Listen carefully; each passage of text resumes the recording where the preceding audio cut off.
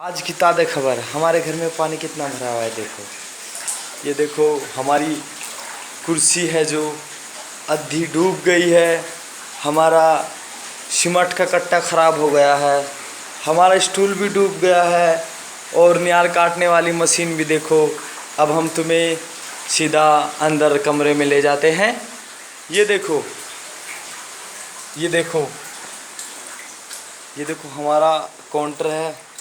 Counter की नीचे 2 ईंट रखी है, उनसे भी ऊपर पानी जा चुका है।